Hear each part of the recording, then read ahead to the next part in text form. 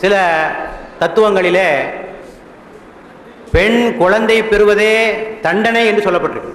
நான் ஆரம்பத்தில் கூட அதை சொன்னேன். முதல் மனிதராகிய ஆதத்தை தவறு செய்யும்படியாக தூண்டியவள் பெண்தான்.